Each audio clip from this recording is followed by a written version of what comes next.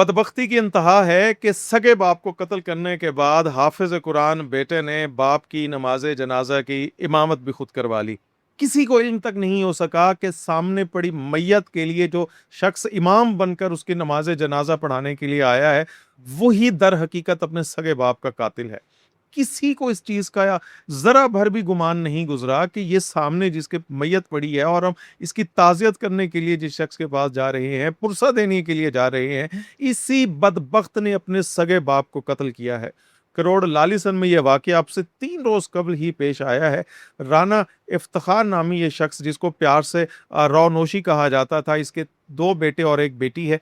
बेटी जो है वो सेकेंड ईयर में पढ़ती है और एक छोटा बेटा जो कि इस वक्त ज़ेरे तालीम है। और हाफिज हाशिर, जिसको बड़े मोहब्बत बड़ी मान के साथ बाप ने हिफ्स करवाया था, और वो अक्सर बड़े फ़ख्र के साथ कहा करता था कि मेरा बेटा अल्हम्दुलिल्लाह हाफिज कुरान है, वो न सिर्फ मेरी बख्शिश का ज़रिया बनेगा बल्कि पूरे ख़ानदान की बख्शिश का जो है वो ज़रिया बनेगा। उस शख्स को इल्म तक नहीं था कि ये नन्हा हाफिज, ये छोटा बच्चा जो इस वक्त मेरा हाथ पकड़कर चलना सीख रहा है, कल को जब ये शख्स जवानी की दहलीज पर पहुंचेगा तो उसके बाद अपने हाथों से ये पिस्तौल की गोलियां मेरे सीने में तराजू करके मुझे मौत के घाट उतार देगा। और लोगों को भी कहाँ इल्म था कि जिस बाप का जनाजा ये शख्स पढ़ा रहा है, वो दर हकीकत खुद अपने बाप को कत्ल करके आया हुआ है और उसके बाद उसकी नमाज जनाजा को अदा करने के लिए इमाम बनकर खड़ा हो चुका है।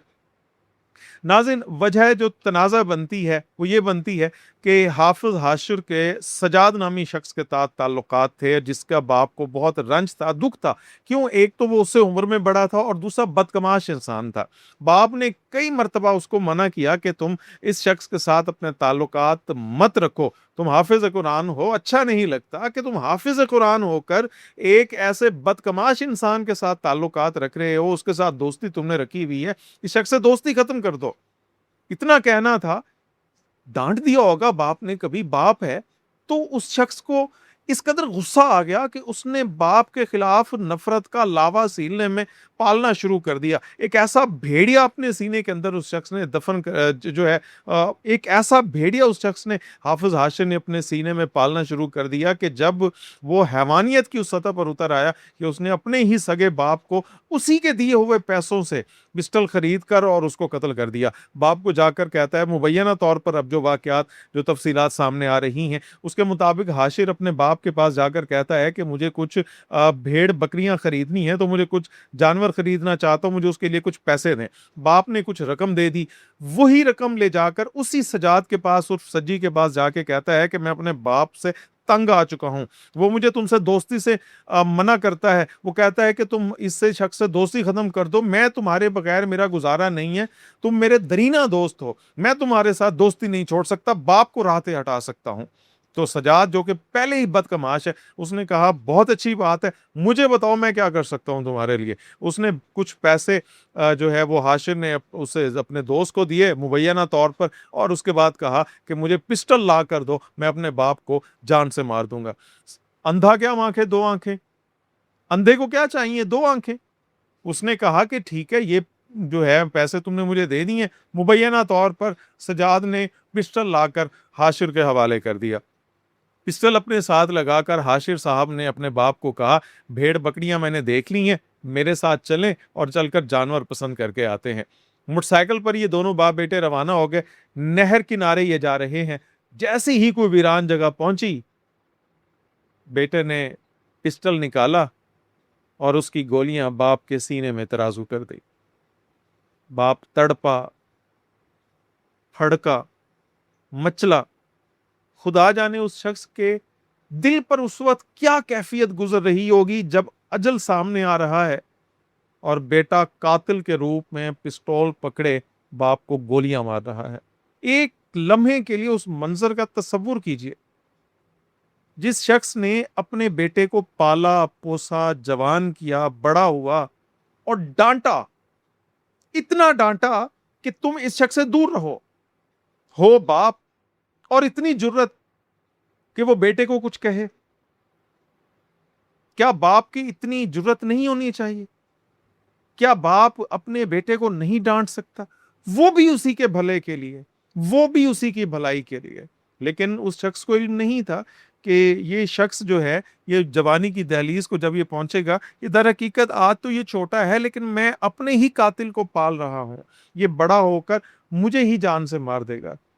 باپ کو قتل کرنے کے بعد حافظ ہاشم نے، جو کہ مبینہ طور پر اب واقعات کی تفصیلات جو سامنے آ رہی ہیں، قتل کرنے کے بعد باپ کے موبائل کو اٹھایا، اس کی جیب میں سے نکالا، نہر میں پھینکا، پیسے نکالے۔ پولیس جیسے ہی موقع واردات پر پہنچی تو حافظ ہاشم نے رونا پیٹنا اور آہو بکا شروع کر دی، ہائے میں یتیم ہو گیا، میرا باپ چلا گیا۔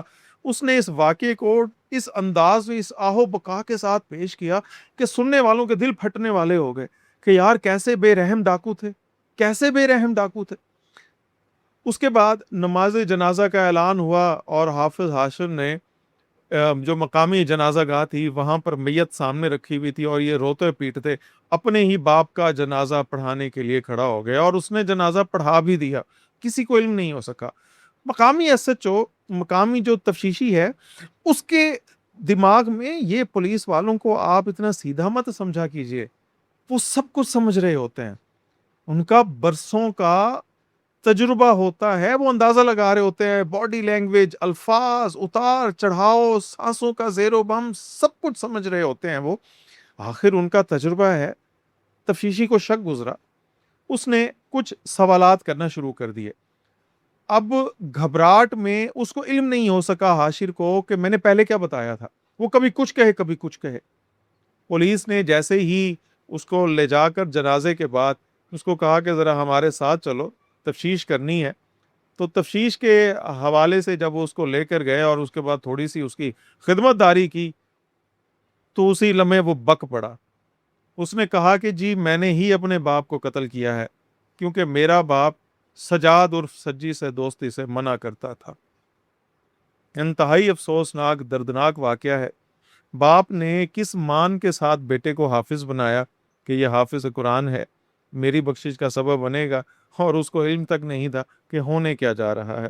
اب کلخانی تھی کل اور وہاں پر پگڑی باندھنے کے لیے کوئی نہیں تھا، کس کے سر پگڑی باندھی جاتی؟ بیٹا چھوٹا ہے، بہت چھوٹا ہے، اور بیٹی وہ سیکنڈ ایئر کی طالبہ ہے۔ ناظرین، افسوس کی بات یہ ہے کہ جب باپ قتل ہو رہا تھا اس وقت اس کے سینے میں کیا کیا ارمان ہوں گے، اس نے کس کس کو پکارا ہوگا، کسی کو آواز دی ہوگی، ہاتھ اگر بڑھایا بھی ہوگا تو کس کی طرف؟ سامنے تو بیٹا پستول تھامے کھڑا ہے اور گولیاں چلا رہا ہے۔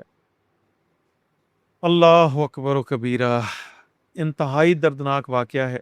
پولیس اس حوالے سے تفتیش کر رہی ہے اور مزید بھی انکشافات ہو سکتے ہیں کہ سامنے آئے۔